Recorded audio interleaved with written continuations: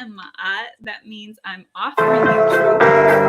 And I want to welcome you to Professor and Priestess. Ma'at. That means I'm offering you truth. And I want to welcome you to Professor and Priestess. Ma'at. That means I'm offering you truth. And I want to welcome you to Professor and Priestess. Okay. I think that was on my screen. It was playing twice. Is it fine now? Yes. All right. Well, my apologies. Welcome. You've been welcomed like 10 times already. By that glitch. But welcome to Professor and Priestess. I'm the priestess. Mama Regina is the professor. Before I move forward, Mama Regina, do I have your permission to speak? Yes, ma'am.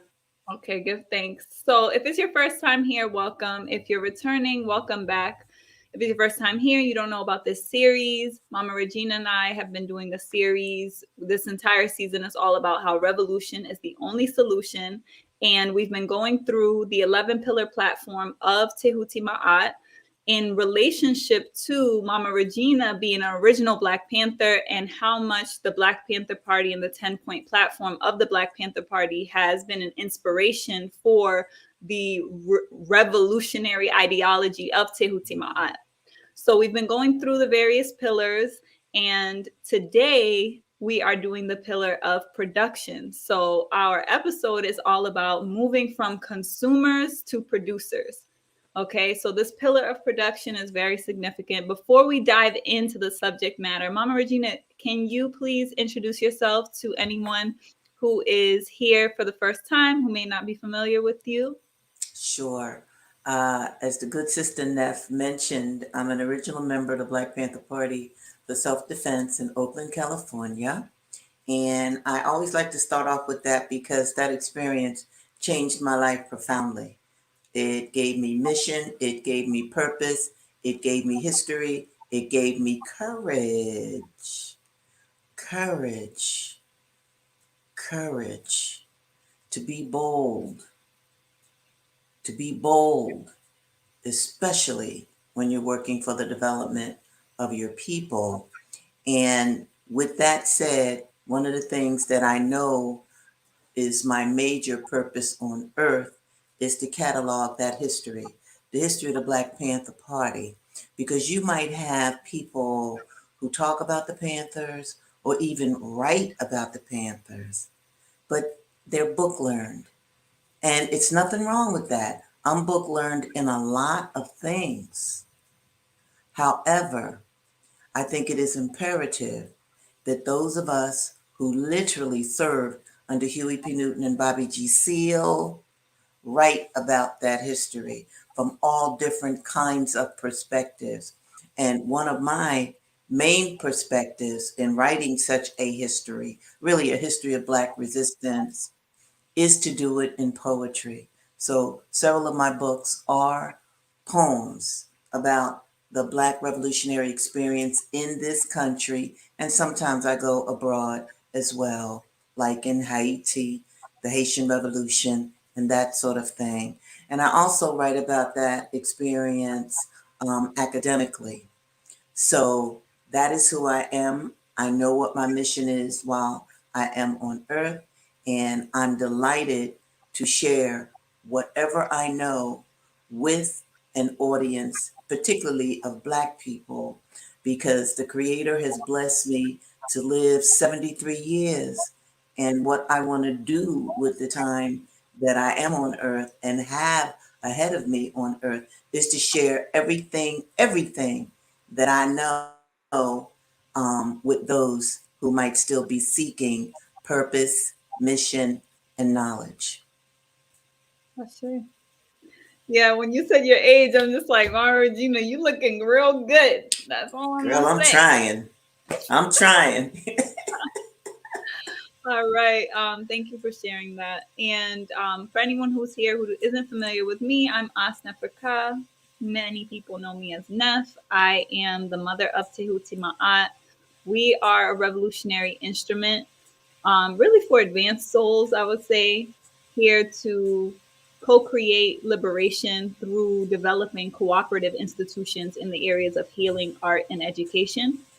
And I'm really glad to be doing the series here with Mama Regina, because it really pulls me into my role. So I'm a farmer. I'm also a healing artist, but I feel like showing up here is more of my spiritual warrior, revolutionary and high priestess role, because the way that I approach revolution is really multidimensional. And the conversation that we're going to have today is going to be multi-layered, right? Because there's a very practical aspect. And the thing that we always have to remember about spirit is that when we're going back to our ancient worldview, right, our African worldview, our cosmic perspective, it's holistic in that the spiritual isn't outside of the physical reality. It's in encircling it, essentially, right? So our physical, practical, material reality is part of our spiritual experience. So we have to be accountable to our material conditions as much as we are of our spiritual reality. However, because the outer layer is spiritual and the expansiveness of the entire thing is spiritual, then it makes the most sense to take the higher ground, especially in the context of warfare. So we're going to be talking about really what it means to be producers and why production is such a significant pillar, right? We're going to be talking about the discipline that it's going to take for us to produce or create the economies that we actually need in order to liberate ourselves. So I also want to invite those who are here with us live, please engage with us in the chat. That is the benefit of being here for the live talk show. So you can actually participate. You can ask your questions. We can engage you with your comments, and you can be part of the conversation in that way. Okay. So my first thought around production automatically goes to food. I'm a farmer. So we've been quoting Malcolm in damn near every episode. Revolution is based on land. Land is the basis of all freedom, justice, and equality, right? And as humans existing on this planet, we know that one of the main things that we need to sustain ourselves on this planet is our nourishment. We need our food. The land provides us with the sustenance.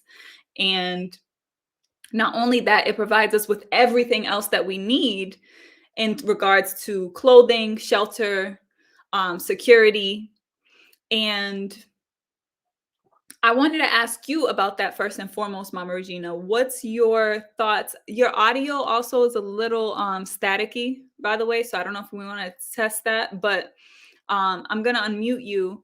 And I wanted to ask you what your thoughts are on the fundamentals of economics, because a lot of people, when they think economics, they're thinking banks, debit cards, and money, right? They're not necessarily thinking food, clothing, shelter, and security. And I want to get your thoughts on, from a revolutionary perspective, what is economics? And when we're talking about creating the economies that we need, what does that mean to you? It means to me, in fact, how am I sounding? I didn't hear you now. It's a little staticky. It's still staticky. Wow. Okay.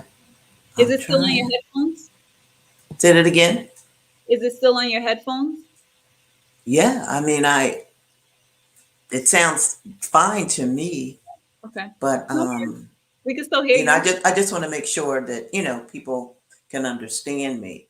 Economics is very important because it speaks to one of the principles that we even talked about in the Black Panther Party for Self-Defense about community control.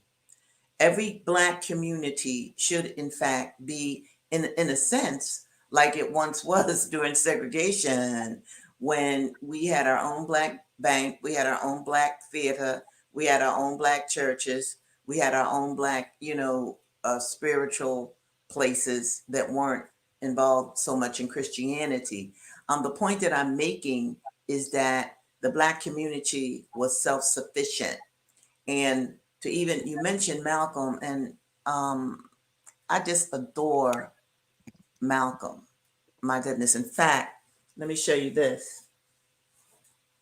I just finished reading this book. It's called Surviving Malcolm, Betty Shabazz, A Journey of Strength from Wife to Widow. This book, and you can see how thick it is. Let's see, it's about 600 pages. So I've been reading this for quite some time.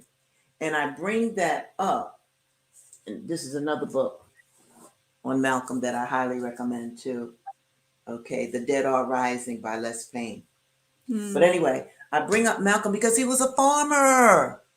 His father built their home. Did you hear what I said? He built their home on land that he and his wife and the children cultivated. That was young Malcolm's life. So those of you out there who know about Malcolm, quote Malcolm, understand that Malcolm was a farmer, and then put that in the context of when he said the chickens are coming home to roost. I mean, he really knew about chickens coming home to roost. Or when he was talking about the subtle distinctions between the Republicans and the Democrats, and he said one is a fox, the other's a wolf.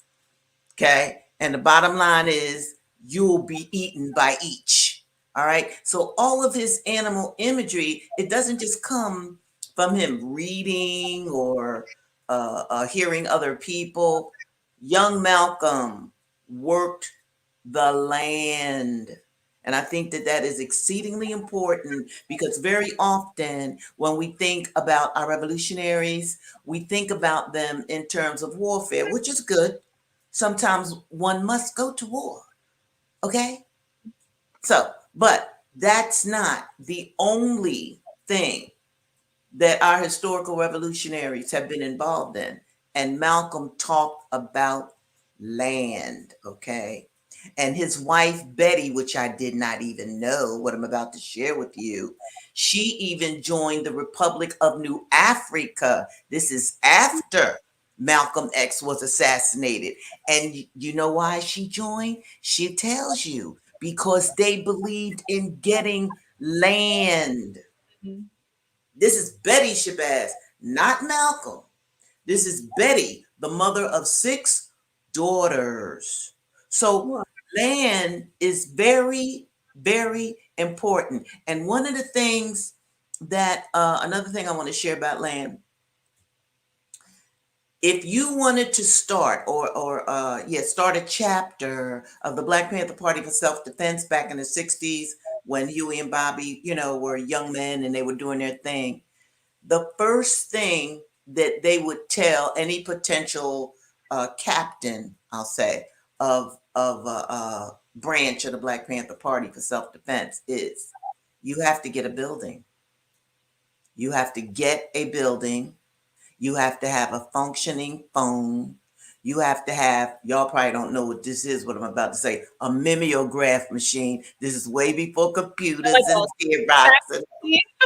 Say that again now. that like the original fax machine?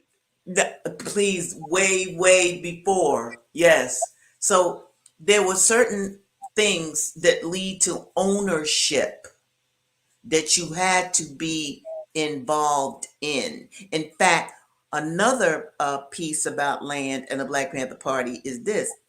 Like those brothers, mostly brothers, and we sisters, we would take over parks and rename them.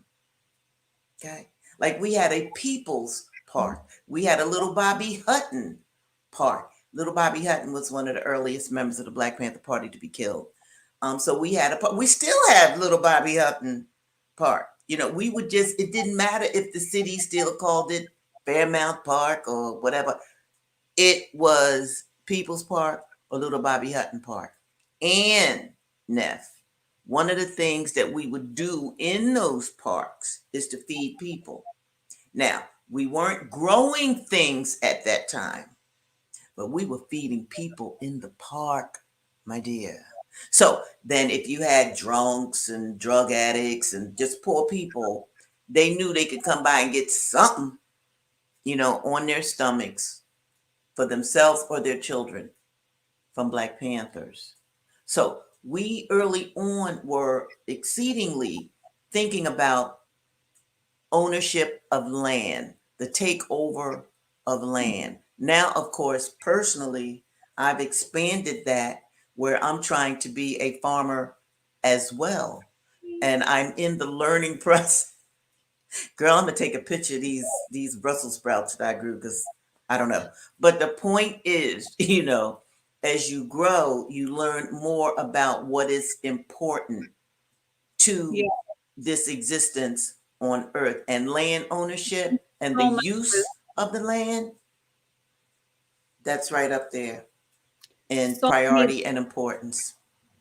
Absolutely. So many life lessons that you learn on the land. I do want to encourage people because I've been sharing some things on our Instagram page. So please follow us on Instagram because I've been sharing a lot of lessons from the land. I've been giving tips around weeding and how that relates to land, pruning. There's so many different aspects of farming that are just symbolic. And one, fundamentally for us as original peoples, is like our orientation to the land, our raw orientation to the land must be rooted in knowledge of self, knowing that this is our legacy.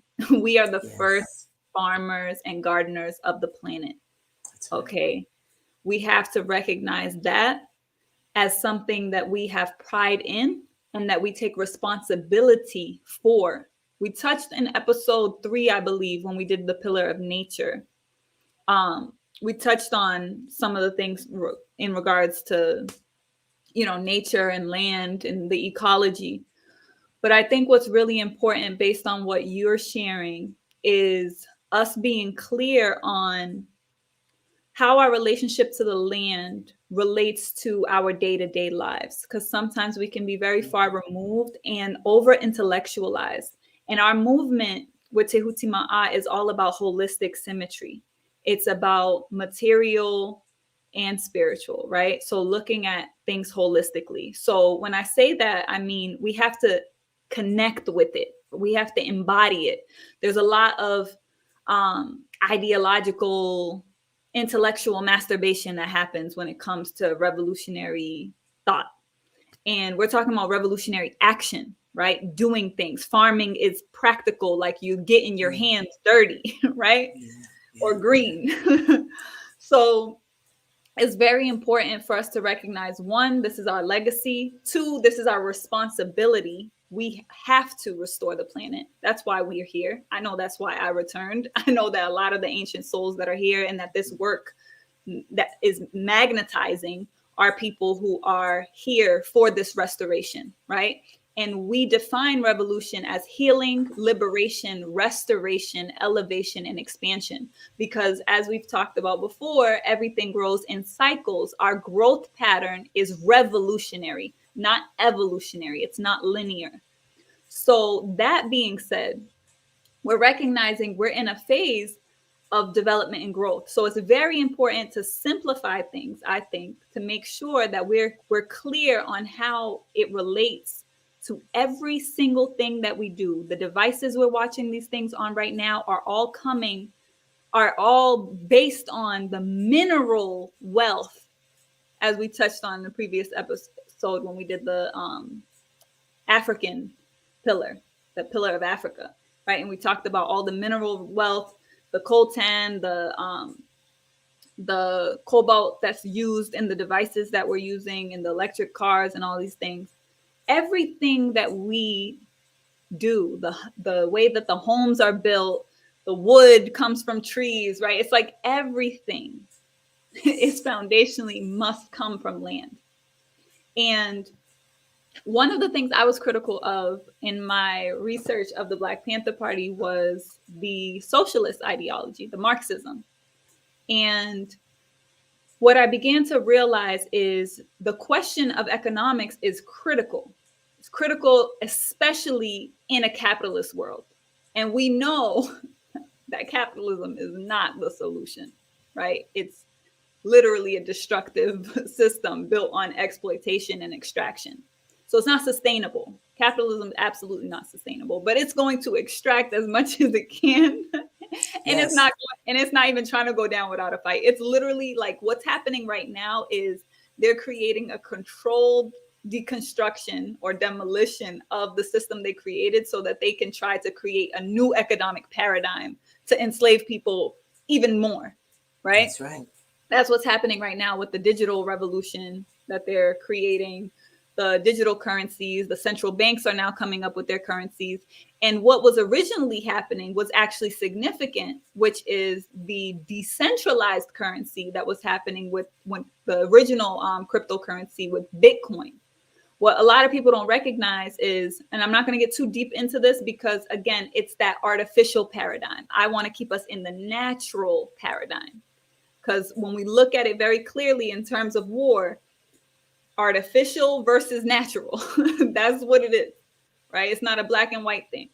So I don't want to entertain too much of the artificial paradigm, but we must be aware of it as well because we have to know as much as we engage it with it, just like we're using these devices right now That's right. to spread this message, to connect in this way. So I'm not saying like, oh, be anti. I'm just saying be aware that that's not the solution though. Like it could be a means to an end. So with Bitcoin, what a lot of people don't know is Bitcoin as a decentralized currency was absolutely revolutionary. But all of these other cryptocurrencies and blockchain technologies that they've created are not decentralized. So they're not revolutionary. So that's a key thing that I want to talk about because the issue with capitalism is really about who owns and controls the means of production. And that's still the critical question is as we transition out of capitalism, which we must. So for Tehuti Ma'at, we encourage cooperatives, which is what we talked about in the previous episodes, right? Cooperative development. Because when you create a cooperative within the capitalist paradigm, you don't necessarily adopt those parasitic aspects of capitalism, That's right. right? Because it's a worker owned system, right? It's a cooperative entity. Now, it's still to transition out. What we have to have the trust for, which is a real critical thing, and this bridges us into the spiritual aspect because humanity is going through what I call, and many others have called, existential guilt, right? Where we have so much programming around our humanity being problematic, whether that's from the religious context of we're born sinners, or from even the new climate change, like global warming narrative around, human induced climate change. And it's our fault that the planet is being destroyed, or all of the other like Freudian clinical psychotherapy narratives basically saying that human nature is evil, essentially, right? There are all these different narratives that have programmed us to kind of look at our humanity as a problem. And that creates a difficulty for us to trust in our human ability to transform the situation that we're in. Obviously, if we don't trust ourselves, then we're not going to trust one another, and we don't feel like we can do that. And then we give away our power to these so-called authorities who take that power and do what they will with it. So it's very important for us to deal with that fundamentally, because within the system, as it's changing, as we're constructing an economy, we have to construct something that's never been conceptualized or created before. And that's going to require a lot of trust because we're entering an era, and this is spiritually speaking, but we're also seeing it right now with the technology, with the digital technology. But what we don't recognize is that there are natural technologies. There are ways for us to use this energy of Hapi, of Aquarius, to develop technology that is in harmony, in synchronization with nature, in support of nature, restorative for nature, as opposed to these destructive, extractive technologies that are just building on top of this rotten core. So I say that because it's very important for us to trust the process that it's going to take for us to create an economic paradigm that's decentralized, that is going to have to be very creative. And the only way I see us transitioning out of that is through developing cooperative economies, so that we're able to still create the institutions and the things that we need, right? Main survival, food, clothing, shelter, security, so that we don't have to rely on the systems that as they stand. And the other reason why that's so important is, as I said, there's a constructed collapse that's happening. And it's only a matter of movement. I'm not even going to say it's a matter of time, right? So things are going to come apart. There are already many parts of the planet that are experiencing food shortages. The way that we've been completely dependent on the structures that exist, like literally suckling at the tit of the state, is going to be very difficult for a lot of us to handle when grocery stores shut down, when we don't have access to the things that we have access to with ease and convenience right now. And we may be able to access those things with ease and convenience, but it's going to cost us at a certain point. It's already costing us a lot now, but I don't think we're doing that cost benefit analysis properly because our values are highly corrupted. So I don't know if you want to elaborate on that at all, Mama Regina. Well, one of the things that comes to my mind is very, well, it's individualistic on my part, but it's also communal. I don't even know how this happened, Neff. I mean, one of the things that I admire about you as I have gotten to know you is that you have developed these cooperative networks, which is excellent. Okay. And you developed them. So you obviously had a plan. Okay. And you even have more plans as I listen to you tonight. All right. Now, I wanted to preface what I'm about to say with that because for me, it's almost like I fell into cooperatives with the kinds of friends that I've made over my lifetime. For example, and I might have mentioned this before, but even if I did, it's worth repeating. I get my vegetables from a really good sister, okay, who has turned her entire backyard into a farm, okay? So when she has tomatoes and kale and broccoli and onions and she'll just give me a call, come on and get this stuff. I got a whole bunch of it. So, and I got with another sister who makes a lot of my clothes. So the idea of working collectively, okay, it just became a very natural part of my life. And when these people, and they're brothers too, they're brothers that I can go to if I need an electrician, which I do right now, plumber, or, I have a stable of skilled Black men that are not going to charge me like some company would charge me, some corporation, you know.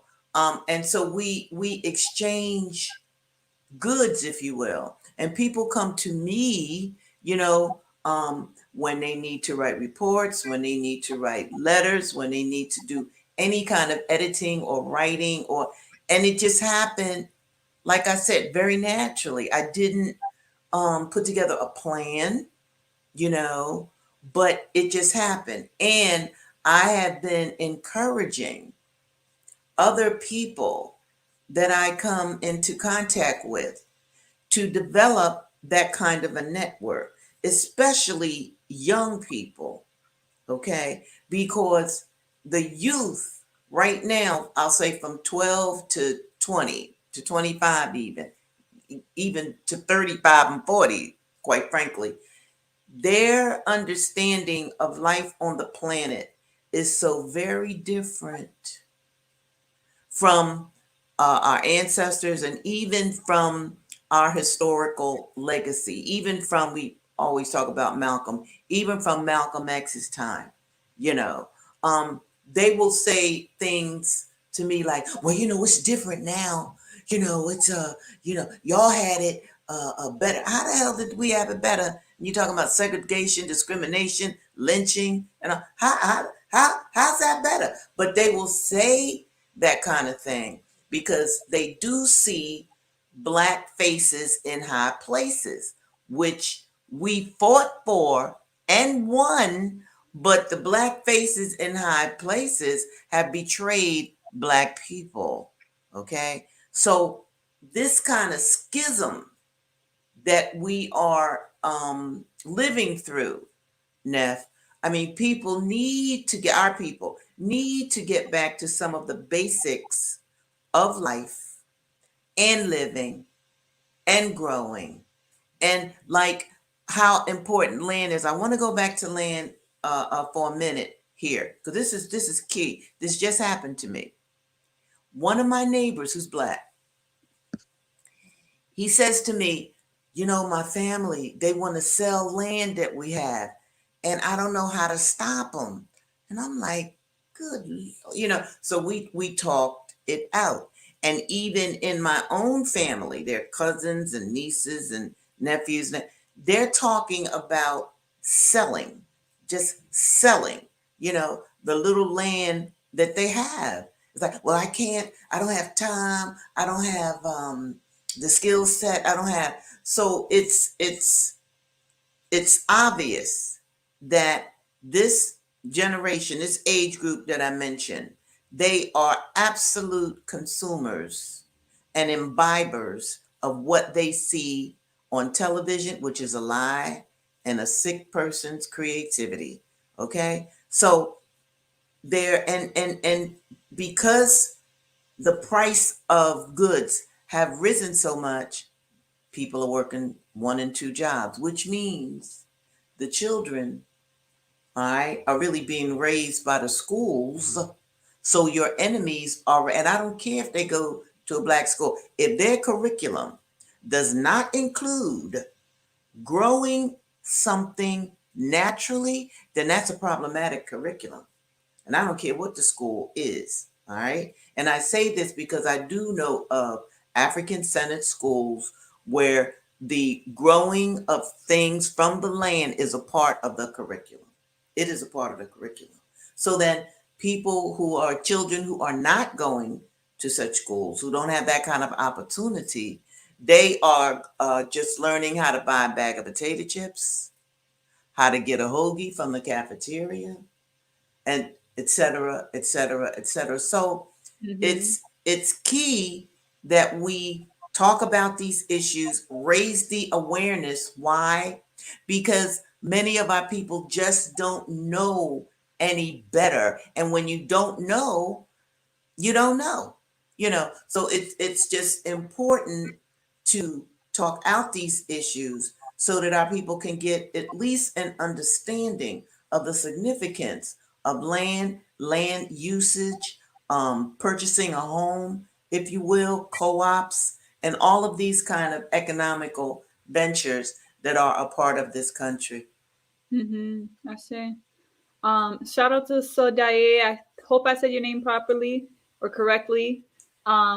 And thank you for letting us know that you could hear Mama Regina clearly. Also, shout out Oh, to good. Mercurial Lore, who says there's a great children's book called Malcolm Little, the boy who grew up to become Malcolm X. In it, they mention his mother knowing several languages. Interesting. I know that book By his very well. daughter. His daughter That's wrote it. that book? Yeah, Ilyasa. Yeah, she's Mhm. and I've read several of her books, and I'm really happy that she's doing this because you see, I don't know if people are really particularly aware of how Malcolm is being recasted now, just like Martin Luther King is. All you hear about, he had a dream. Boy had more than a dream, much more than a dream. This is why they took him away from us, and it was a conspiracy. Now, so it's nice that Ilyasa in particular is writing about her father and her mother because it gives a more intimate look at what it is that they brought to the planet. It humanizes them and it shows you the courage, my Lord, the courage of these two people, and even how spiritually they became man and wife. So, yeah, I know that book. It is a lovely book, and I spread that book around myself. And Mama Regina, do you have your book with you that you wrote on Malcolm? Because I want people to also know that they can go to your website. If you don't have it, that's fine. But the website is linked in the description, and it's also on the bottom here. It's a panthersister.com, so you can Yes. support Mama Regina. She is an author, which I don't think you mentioned before early on this episode. Right. But support her by reading or purchasing her books on her website. So, And you know what, Nev, I want to even add to that too, because I think it was our last episode, we had a question a sister asked about, do you have any other books you like on the website? And I do. Now, my books are on the website because I wrote them for you. But I also have what I call your Black Panther library. And I have just about every book that members of the Black Panther Party, not other writers writing about them, but writings that members of the Black Panther Party have written themselves, so I want to share that library with the world, because I also want you to know this. You don't have to go back to Harriet Tubman, although you should now. Harriet, that's my girl. Don't misconstrue what I'm saying here. But I just want you to know, you had brothers and sisters in the 1960s. You want to talk about courage? If you don't understand how Asada Shakur is still alive and living in Cuba, that didn't just happen. Girl didn't just snap her fingers, okay? That was a coordinated plan, and I mean, that was a plan like nothing else. How in the world she escaped out of a maximum security prison? I want y'all to know about these things. Because it's very easy to look at, well, King got shot and Malcolm. That's true. But all of us, everybody did not die or be. I could go on and on with that, but I just wanted to say that, yeah, at my website, which I'm so proud of, you can see a lot of books on and about the Black Panther Party, including my work. Okay, good, thanks. Yeah, and we're working on tehutima'at.com currently. So we have tehutima'at.org, so you can see that. But on tehutima'at.com, we'll be curating different things. So we'll make sure we curate your Black Panther members library, because I think that that's great that they're actually books written by members of the Black Panther Party. That's definitely important. So I wanted to touch on some of the things that you mentioned. Like, I really appreciate what you said about how you've just been individually like living that in that way, right? Without thinking about it. But what that illustrates is the alignment with your values. You're clear about your values, your values and your commitment to the people, right? That's right. Not everyone is aligned in service in that way. Mm-hmm. And it's also important. Like, for me, I'm very methodical because I'm a systems architect. So I'm developing systems that I have to build for eternity, right? Like, it's like there's the eternal essence is in me, which is why I also speak to the fact of being a high priestess, because this is a spiritual work. This is ritual work. This is also Ra incarnated work, right? Like, this is not the first time, I've been here. So it's a matter of recognizing the eternal aspect of these cycles that we're moving through and not being so attached to them either, because that allows us to be more creative in our approach. But that happens through exactly what you shared, which is knowledge of self. You're so connected with yourself, right? And you've shared so many different aspects of your journey through the previous episodes. But, people don't usually know all the things that you have to go through to get where you are. Even me, I'm 33.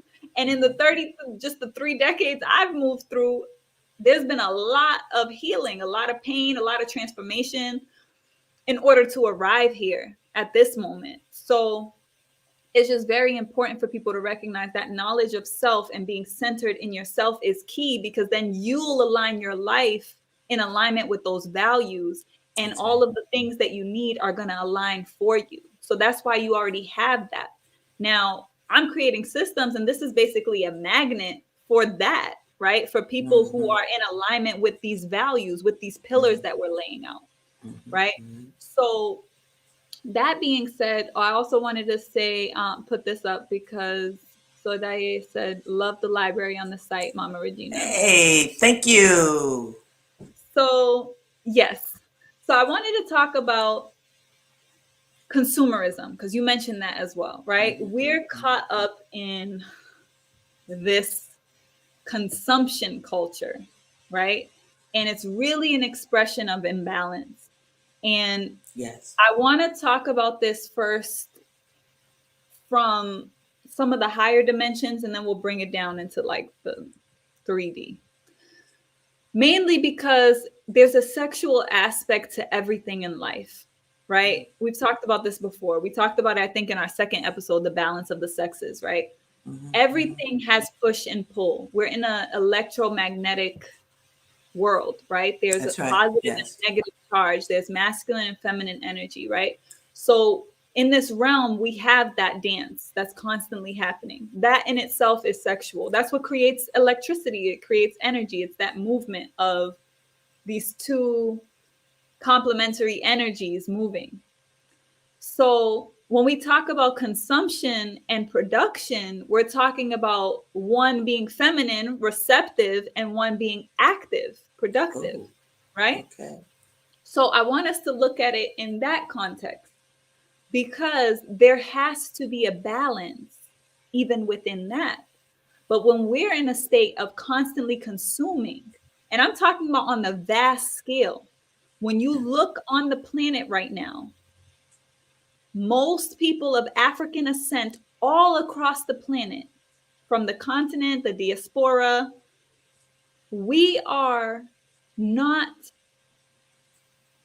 the main owners, controllers of the means of production. We're not producing things. When you think about all the things that are coming out of Africa, the uranium, the coltan, the chocolate, the cacao, they're not making that chocolate in Africa. They don't got no factories in Africa. They're not making that nuclear power. Those nuclear power plants aren't in Africa. You hear what I'm saying? Like, they're not making iPhones in Africa. They're making that shit in China, right? So that's a clear illustration of the imbalance. But with us here, for example, let's look at one of the greatest exports, or yeah, the main export of the divided states is, I'm saying here like I'm there. In the divided states, main export is intellectual property, right? Okay. Music, tools of our culture. And what's the main culture that's driving things? So when you talk about music and all of these other things, right? We don't control the music industry. We're exploited in the music industry. We have some of the greatest artists on this planet that you have never heard of, because the music industry is a machine, a diabolical machine at that. Right. And speaking of consumption of music, and because what I just said about the sexual energy, because I'm really in my sexual bag, because I'm going to do a workshop on Friday. I think I mentioned this to you, Mama Regina. I don't know if you got to see it, but I'm doing a workshop on Friday. It's called How to Heal Sexually. If you follow us on the Instagram, in the link tree, there's a link there if you want to read about it. But it's basically just sexualhealing.eventbrite.com if you want to sign up. And it's for females and males. Now, I'm in my sexual bag because this is the essence of everything. When we talk about energy, the source of all energy, the life force, the life source is our sexual energy. It's it's our drive. But we're constantly being stagnated because we're caught up in this energy of lust.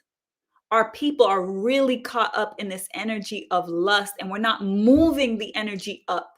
We're not even able to bring it up into our solar plexus so we can act and do and move and have will and courage.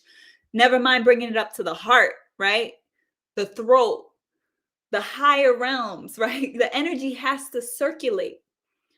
So they intentionally keep us really low and low frequency with lust. And with the music industry, one thing that is really interesting to me is the fact that you have these male writers writing raps for female entertainers. I'm not going to call them rappers because clearly they're not writing their shit. But I think that's insane. I mean, the most popular ones are written by men. And then you wonder why it's so sexually grotesque. And there's nothing wrong with sexuality. This is not about, oh, celibacy and all that. Our sexual energy is sacred. It's beautiful. It's how we all got here. Yes, it's meant to be expressed and exuded, but the feminine aspect of sexuality is sensual. It's mysterious. It's alluring. It pulls you in. It's not overt and like all in your face. That's more of the masculine expression, you see, because that's active. It's out there. I'm gonna pop my pussy. Like, what the fuck? You get what I'm saying? Like, that's a whole different expression of sexuality. And we've been programmed because we're consuming this shit to move in that way. And it's creating economy. Because I'm gonna connect this to production, right? The economy it's producing is sex trafficking. And people want to desensitize us to that with new language. But you can't sanitize prostitution. People selling sex is prostitution. And this type of consumption creates this type of production. And it comes from a state of imbalance that's expressing a devaluation for feminine energy. And I'm not saying this is not coming from a feminist perspective because we talked about this before as well. It's about balance. We're talking about returning to our original nature. We're talking about when we look at Kemet as a model, because that was 3 millennia of high culture. And if we're with the bottom of the barrel, we need to look up we need to look out to the sunlight and know what was at the top, what was at our golden age, how was we living in the era of Ma'at when we had order, because we're in chaos right now. So we have to begin to move towards balance. And that means the masculine and the feminine energy both have to be in place. Right? And everything has a time and a place. So yes, we can consume, but we need to be more conscientious of what we're consuming and making sure that we stop consuming the things that are poisonous to us, because that's the problem. We're consuming things that are poisonous to us. And then the people who are producing the things that are medicinal, that are healthy for us, we're not consuming that.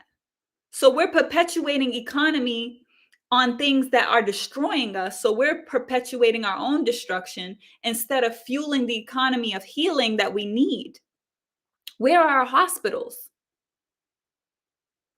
And I'll get real controversial on this. Where's our abortion clinics? Because there's millions of African women, women of African descent having abortions. And I don't know one Black-owned abortion clinic even. So if we're going to be consuming things, at the very least, we need to be in control of the means of production. So it's just a simple thing for us to think about. It's like, what are we doing? Where are we putting our energy? What are we consuming and what is it connected to? And yes, we have to be accountable to that because we have a collective responsibility. We can't be individualistic in our approach to how we engage in economy, because the market is literally an aspect of community. It is trade and barter. You're putting things out and you're taking things in. But we're so imbalanced that we're just taking things in, because that's how the energy has to balance itself. We have so much over masculinization that the feminine receptive has to be there somewhere.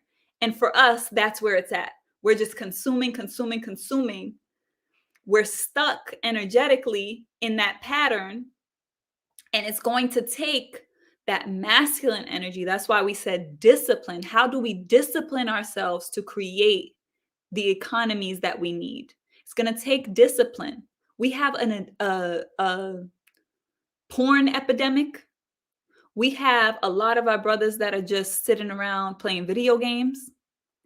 We have a lot of people that are very unproductive. And I'm not even gonna say productive because I don't agree with that capitalistic paradigm, because I think our rest is very essential. So that's why we do Navigating Eternity, because you got to know how to move within the system, and it can't be in a rush, and it can't be go, go, go, always trying to produce. You have to know when to rest. Again, it's like breathing in and out. We need both the masculine and the feminine. So it's you take a step with the left foot, you take a step with the right foot.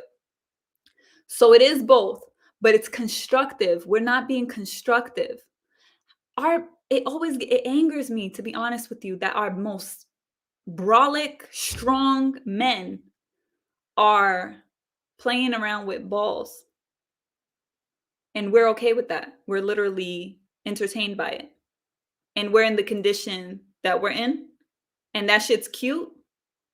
That shit's not cute. It's not. And I'm like, who are we waiting for to tell us that shit's not okay? That's actually embarrassing. They should be ashamed, actually. But I'll digress, Mama Regina. I'm gonna put up these comments and then I'll let you respond. But Brother Wale, shout out to Brother Wale. Great to have you in the house.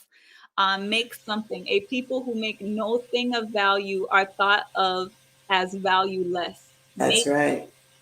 Yes. Make something useful, please. Speak truth always. Help to revive our ancestors' reputation by imitating their commitment to truth. Teach your children to do the same. Speak truth always. Ashe. Give thanks. I always appreciate you lifting Ma'at. Bring the truth, because that's the thing about Ma'at. Ma'at is not only truth in essence, it's balance, it's wholeness. It's like we have to recognize that everything has to be whole. The truth, that's why they use the scales, right? Even in the halls of injustice, when you go to any courtroom, they'll have those scales. Their scales are tipped. But we need to have those balanced scales of Ma'at, which is those two sides we're talking about, the active and receptive energy. Remember, barter marketing, right? Yes. Trading is you give and you take. You go buy something, you give something. It's an energy exchange. And it needs to be a balanced energy exchange. And right now, it's not a balanced energy exchange.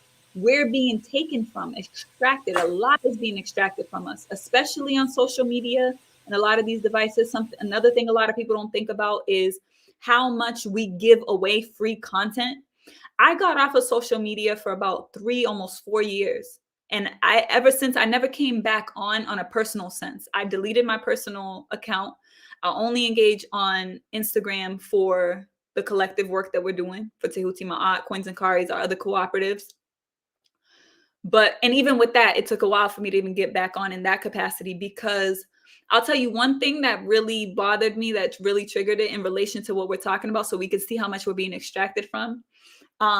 One of my sisters had told me she was working for a company called Vice, and she was, they were doing like vision boards and stuff, because they get different brand deals and stuff. I guess they were doing something for Pantene. I think it was like natural hair or whatever, but they had me up on the wall.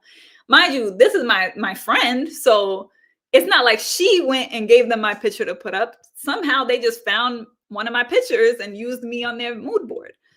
That's just me. You know how many people they're doing that to? You're go ahead and you're taking your time and energy. You're creating your creative content, all kinds of things.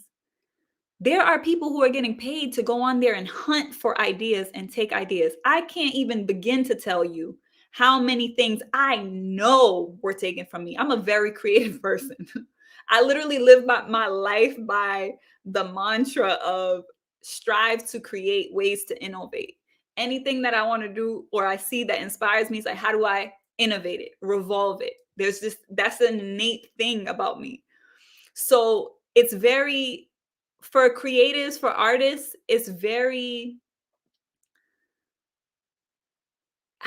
it's a violation, when something's just like taken from you like that. And what I'm saying is, like, it's not even being taken from you for someone else to just create something inspiration. It's like, I'm saying it's being taken to they're capitalizing off of it. They're making money off of it, right? Like, that was a deal for a company.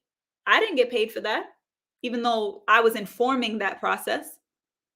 So it's not a fair exchange when we're talking about being on social media. The reason why we don't have to pay to go on Instagram and Facebook and all these other things is because YouTube, them too, we're the product.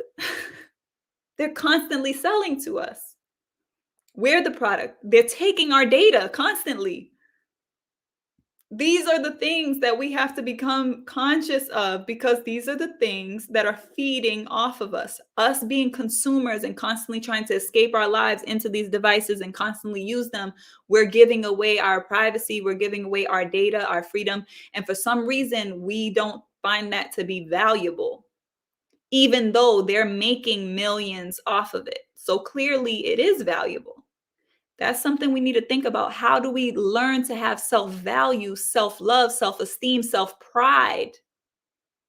Can you speak on that, Mama Regina? Things that you brought up that I want to speak on. I'll even go back to capitalism. Capitalism, I mean, this is the system under which, the English, the French, the Dutch, the Germans built ships and went over to Africa and grabbed us and brought us back here. And they had damn near eradicated the millions of red nations that were already here, right? The red nations that actually welcomed them, their white brothers, and showed them how to work the land here, right? And these same welcomers were eradicated. And not only were they eradicated, their sons and daughters were eradicated. What kind of a people would do that? Capitalism breeds a kind of satanic nature that Elijah Muhammad talked about. It breeds that because it doesn't look at people as images of God. It looks at people as you had mentioned earlier, sinners. You were born in sin. How in the world can you be born in sin? But our people actually believe that because the white people who have controlled us for over 300 years, this was a part of their religion. And anytime a group of people are cut off from their ancestors, from their original culture, then all that they can take in is what they see at the time of their existence on earth. Example, many of the rebellions that took place between Africans and the Europeans who tried to own them, they took place among the original groups of Africans that were brought over here. Now, once those groups were minimized or they escaped, okay, but their children were left under white control, well, then the children weren't always like their original parents. They became the actual slave with a slave's mentality that their white masters and mistresses said that they were. They were inferior. So then you get another group of inferior people who have more children and then more children, you see? And so all of these people, all of these generations that are cut off from history, this is why I write like I do. This is why I write about Black resistance, because you all really need to know about the heroes and the heroines of the Black nation. They were some bad people. I'll get back into that maybe later. Okay, but I wanted to say that that's important because we bought into that consumerism. This is how we were brought up. So the best that we could do, um, to implement another kind of a system was very often to go rogue, to go outlaw, to go criminal, to do something against what white people call the law, just to make it. And even to, and I'm really thinking of my grandmother. My grandmother was a cleaning woman, but she also ran a speakeasy. When she took off her clothes that she cleaned for white folk, she came back home to her house and put on her satins and silks, okay? And probably pretended to be a movie star and served illegal liquor to her customers. This is what she did. And she was also a numbers runner. Now, why did she do that? How in the world could she even own a home and other properties that she purchased on a cleaning woman's salary? You see? But that's the nature of capitalism. It's supposed to be rich people and poor people and a middle class that's trying to be like rich people. But these people, there's no love for humanity there. And let me bring it full circle here. This war that we're in right now, I'm saying we, I shouldn't. This war that the United States, that Joe Biden has waged over Ukraine. Ukraine is full of Nazis. If you want to read articles on this, I'll be glad to let you know about. Listen, the Nazis after World War II, they came to America and they went to Ukraine. Oh, yes, they did. And this country welcomed Nazis. What do you think the Ku Klux Klan is full of? Okay, so that's capitalism. Look, I they believe don't that's even care about. the clip. What did you say, Neff? I didn't hear you. I said I believe that's Operation Paperclip. If people want to look. Absolutely, Operation Paperclip. That is what it's called. That was one leg of it. So these are people like thousands of Ukrainians and Russians, but more Ukrainians and Russia don't believe the lies that the news media is telling you. Anyway, they're dying. They're fucking dying. You know, and you can see I'm not white or Ukrainian. I'm a black, but I want you to see this country had just got out of Afghanistan for 20 years. And then we go right into Ukraine for another war. And they also are trying to set up China as we speak through Taiwan for another war. So what am I saying here? I am saying that capitalism has bred vampiric kinds of people who are in control of the country that we live in. Neff mentioned the music. Well, what kind of music would these vampire bastards promote? They would promote Little Nas. They would promote him having sex with the devil, homosexual sex with the devil. Yet at the same time, they would have Little Nas make a children's song. Hello. So what are they trying to do here? They are then trying to merge our babies, and I mean children. Now, not even young adults, children into that kind of behavior. That is capitalism. Capitalism is based also upon a war machine. All of these billions of equipment and monies that they are sending into Ukraine, that's because the manufacturers of those awful weaponry, they make money. War is money for the capitalistic psychology. You're not making any money off of that, but the demonic people that own this country are. They love war. Oh my God, they love war. Yeah, And they're so this producers is of what war. we're thinking with. This is what we are dealing with. And something else that Neff had mentioned about abortion. This is what I want to say to young women too. Look, try to have sex. Now, I've had an abortion. Let me just say that because hey, I have two now. But in my wisdom here, remember now I'm an elder. Try not to have sex until you really know this is the man I want to marry. I want to marry that blood. You know, and don't get him none. Don't get it. Don't get. I mean, Beyonce even said, put a even ring. if you don't Get. want to marry him, at least be willing to have a child with him.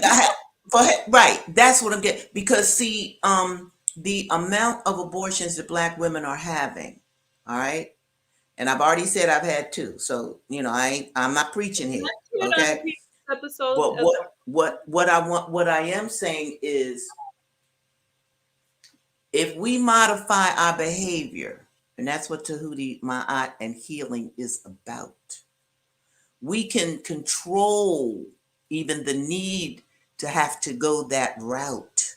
You see what I'm saying?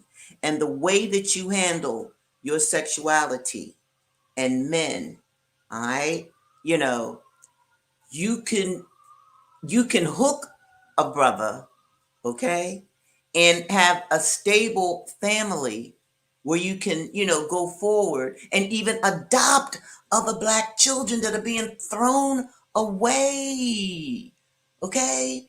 And I can even speak on that because I've done that.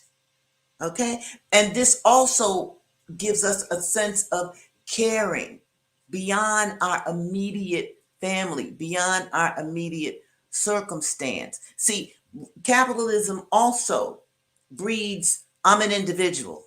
I'm a do what I want. I'm a do it. Yeah, I want to feel good. Well, fuck you, motherfucker. I mean, look, you can feel good all kinds of different kinds of ways, but we are being lectured to and educated by people who do not like humanity. And let me even come back to what's going on in Russia and the Ukraine. They're white people pretty much.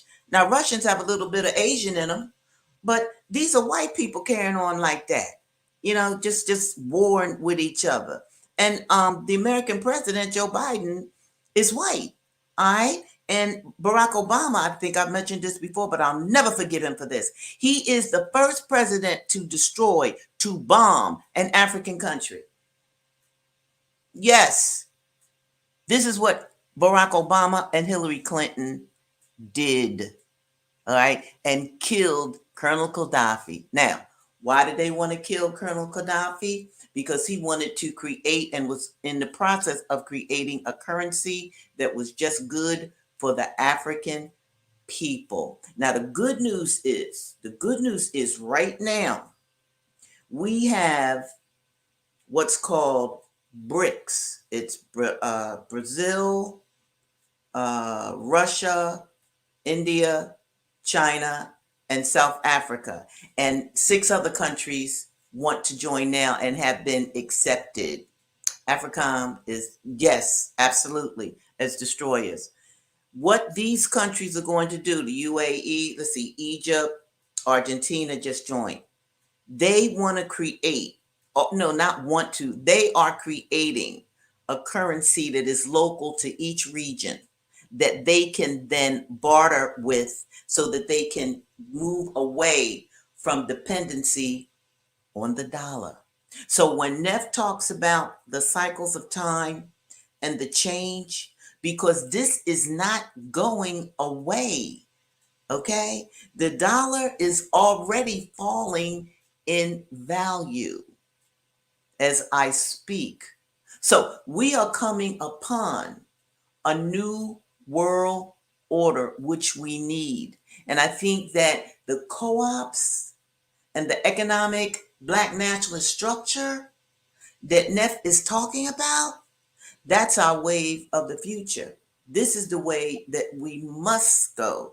And those of us with any kind of a skill should, in fact, be sharing that skill with people who need it and have other kinds of people give you back what you need for your own particular circumstances. This is what we must do to stop then us from having to just take in the stores, take in the rhetoric, take in the music of this country, because this country does not love you. It doesn't even love it doesn't love God.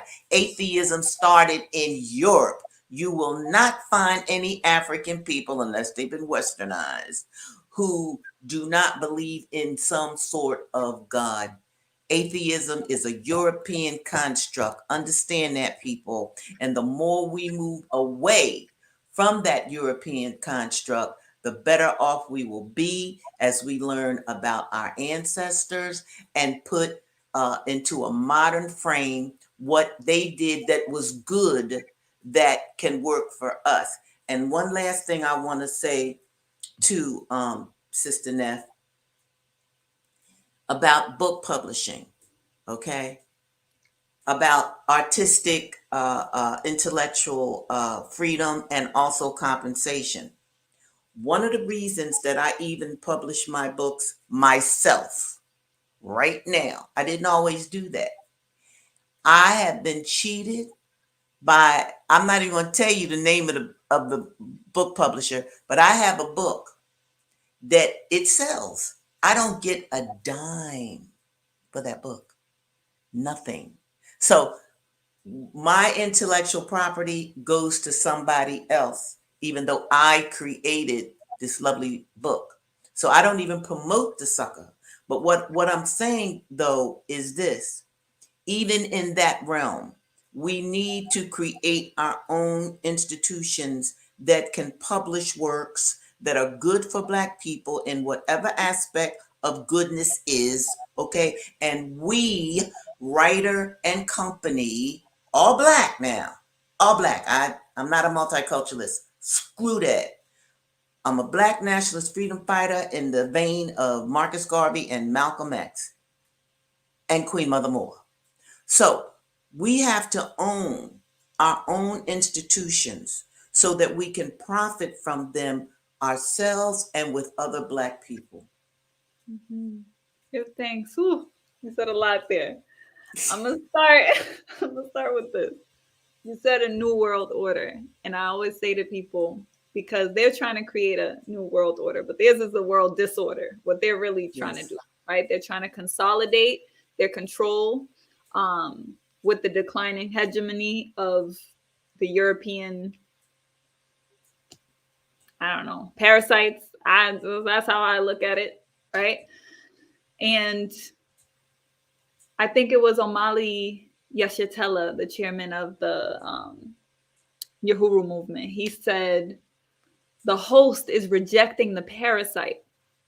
No, if anyone hasn't seen that before, he did a speech for the Oxford Union on their debate, should we embrace a closer African Union?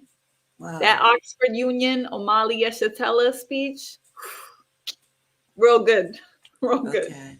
Yeah, definitely watch it. It was from their debate at the Oxford Union. But yeah, the host is rejecting the parasite. And what we're destined for is, you know, what they even say in Christianity, the new kingdom, right? It's a new order.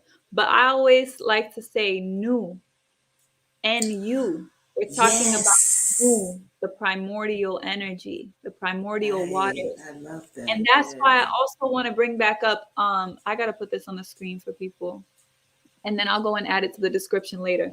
The healing workshop, because one of the things I'm going to talk about, because speaking of new, we're talking about that primordial fluid, right? That cerebral spinal fluid, that sacred secretion.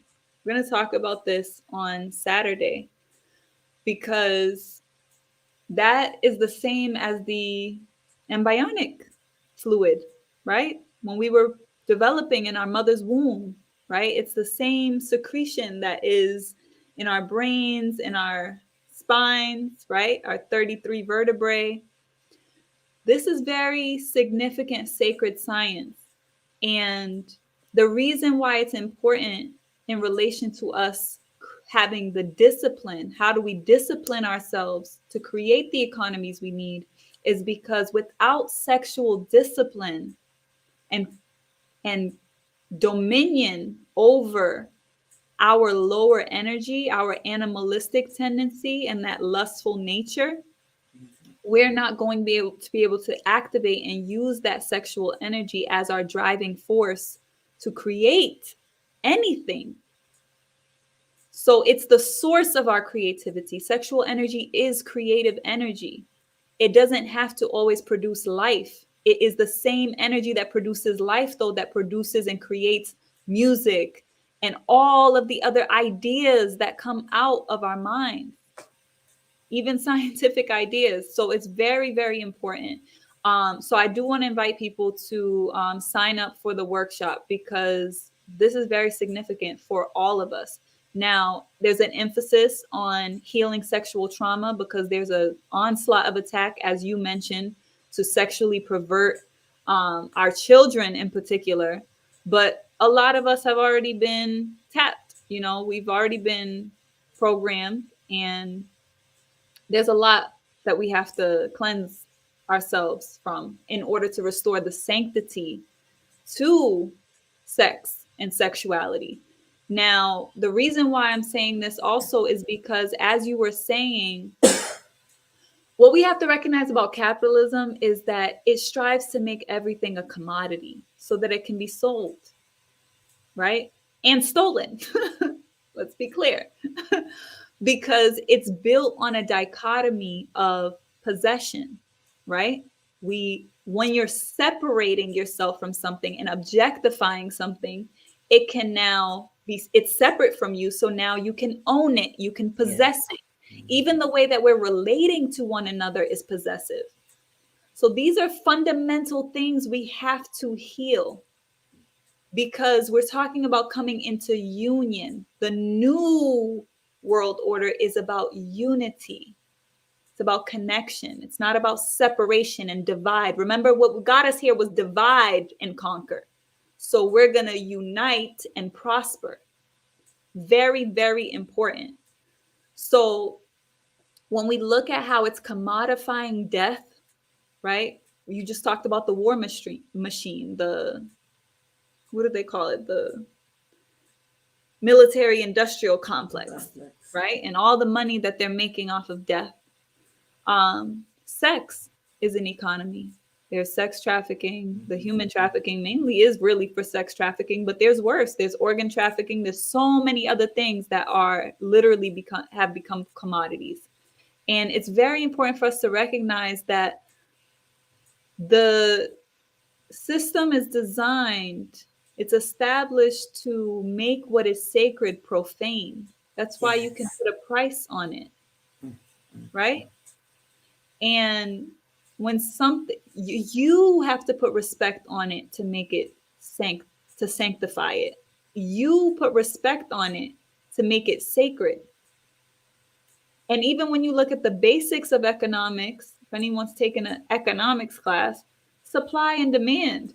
Anything that you just put out there loses value. It diminishes value. That's why they don't put all the diamonds on the market, because that diamond wouldn't be worth the fucking nail. To be honest with you. So it is important to recognize how we engage in the market. That's not, we're not using our intellect in the proper way, because we're not controlling our narrative. Going back to Huey's definition of power, power is the ability to define phenomenon and make it act in a desired manner. If you can't even raise your energy from below your waist enough to critically think and analyze for yourself and form your own narratives, you're in bad shape. Okay. So you need some healing, some sexual healing. So that's why I wanted to mention that. Now, as far as the economies that we need to create, you mentioned a couple of things, Mama Regina, that I think are very important, like the children, for example. What are economies that we can create that we actually need? That's what we need to focus on. We do need hospitals. We do need grocery stores, which means we need farms. We need villages for the children who, because I don't necessarily want to do orphanages. I'm really thinking about revolving that model and creating a space where we can actually have full on villages. Like, there's an initiative I'm developing. It's still nurturing, so I don't want to put it out there yet, but in relation to like dealing with children, so that we can have a situation where if people don't want to have children, they can still feel supported and not necessarily take the route of abortion. Because I've also had several abortions, and it's a very difficult psycho-spiritual healing process. dealing with that. It's very traumatizing to the womb. It's deeply suppressed by Mm, most women. Um, mhm. but it requires a Mhm. lot of healing, a lot of spiritual healing, and a lot of physical healing as well. But that being said, just allowing there to be another option and having genuine support in that and having an Yes. economy around that would be very, very powerful. So we need to create economies around healing, economies around restoration, economies around the things that uplift us, that support us, and that move us forward. We have to stop having these reactionary dialogues. We have to stop creating things in reaction to them That's right. and what they're doing. That's right. Focus That's on right. your damn self. Look That's right. around. There's plenty of things, solutions for opportunities, right? We call them most people call them problems. They're opportunities. We have so many opportunities. So we have to stop making excuses around why we're not doing them. And we have to recognize and take accountability. A lot of it is because we have gaping energy leaks and we're giving our energy Mm, away. Our sexual energy, our creative energy is just hemorrhaging right now. So this is a critical thing. And I don't think a lot of people recognize how critical it is to everything. Everything. Because we're talking life and death. When we're talking about artificial or natural, that's that's what it is, and I think as far as I'm concerned, that's what I think is the solution as far as us disciplining ourselves to create the economies that we need. Do you have any other closing comments or remarks that you want to make, Mama Regina? And I also want to invite anyone who's here with us live. If you have any questions, comments that you want to make before we close out, if you could just put them into the chat. I did see Sodaye, our power is in our connectedness. Yeah, that's true. that's it. You know, I actually have a question for you. Because I'm fascinated what you said about the primordial waters. Mhm. Could you even if you're just repeating yourself, I don't care. I mean, I need to hear that again. Yeah.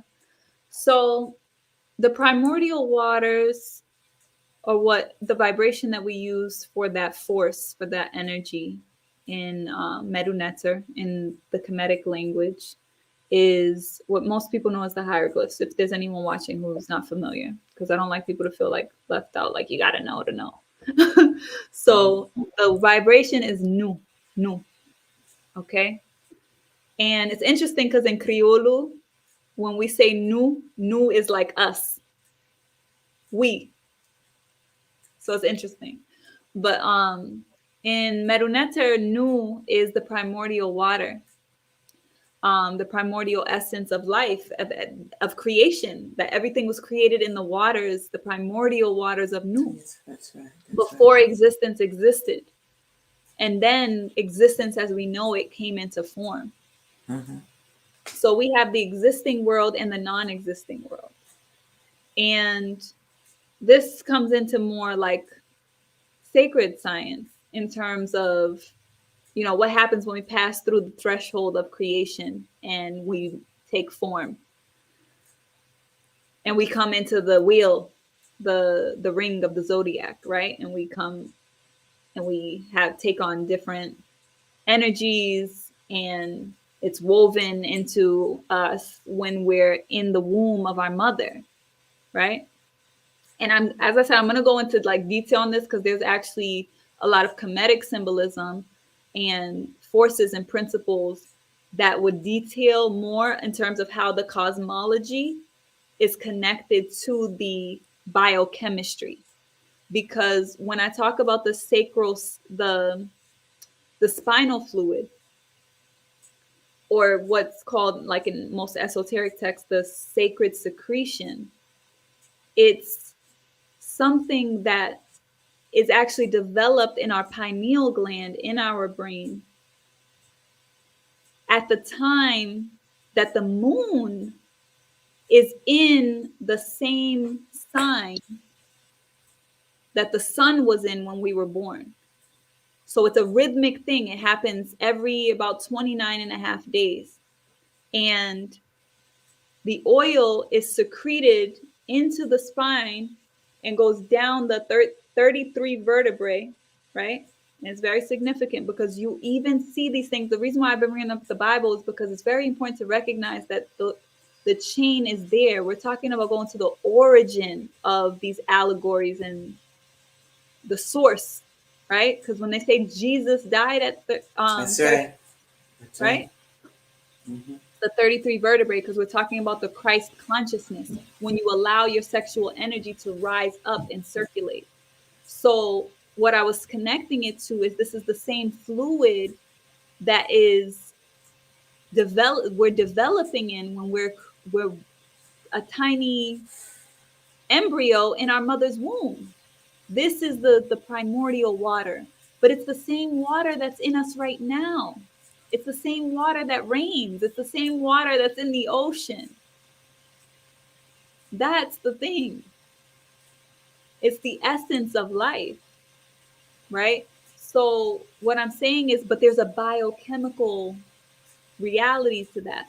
But again, we've been so disconnected. A lot of us know about a lot of things that we really don't need to know about, and we don't know about what's going on in our own bodies. So we have to examine that because we need to know how our bodies function, how to balance our biochemistry, our hormones. All of that is very important in terms of how we're able to function in the world. Because every time you go on Instagram and you get that dopamine hit, it's like a drug. I remember there's a brother online. I just saw a video, a meme, like a video clip of him on Instagram. But basically, he was saying, he was like, it's called Instagram. Like, think about it. It's a gram. Like, they're slinging drugs. Like, it's a gram of Wow. dopamine. It's an instant gram of dopamine. And it's Wow. interesting that we call it dopamine and we call Ooh. dope. Mm-hmm. But literally, it's the same It thing is. It is. happening in us Yeah. chemically. We got to process that. They got us addicted and we're just consuming, and we're taking it in. And a lot of us aren't even conscious of it. But if for Exactly. those of us that are, you have to move through it. Create the discipline. There's plenty of tools. There's so much support out here to help in that healing process.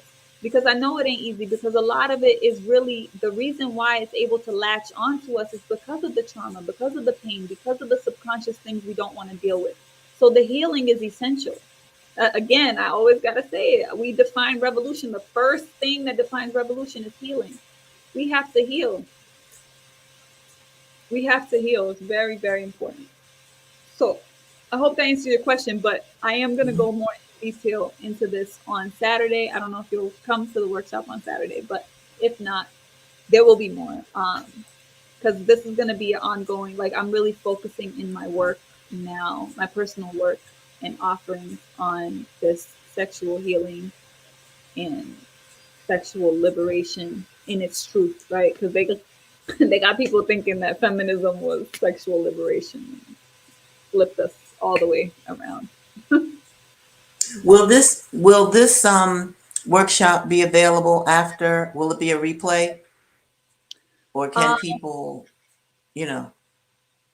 I don't. I was thinking about that. I'm not certain if I'm gonna record it. I might record the presentation aspect of it, but I'm not feeling to record it. Okay.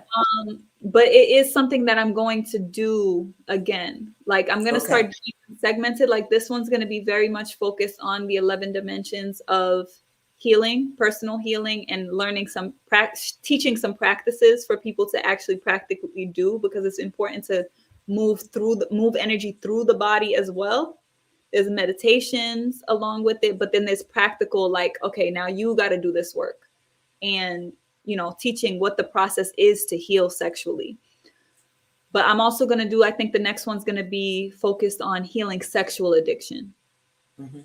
And, so I'll start kind of narrowing in on specific topics as well.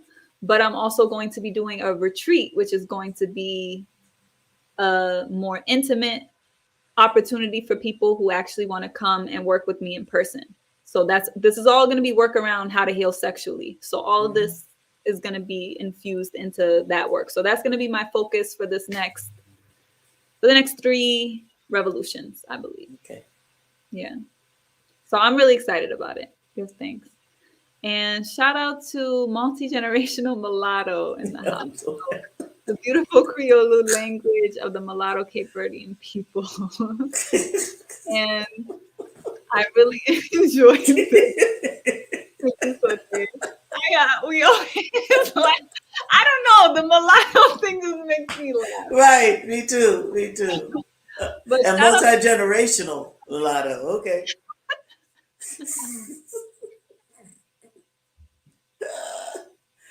I Oh want to boy. thank everybody who's been here with us live. We appreciate your energy. Thank you for co-creating this Yes. dialogue, this talk. We look forward to seeing you back here again next Tuesday at 6:00 p.m. We're going to be dealing with the pillar of power. So we're going to get real juicy on next Tuesday's episode.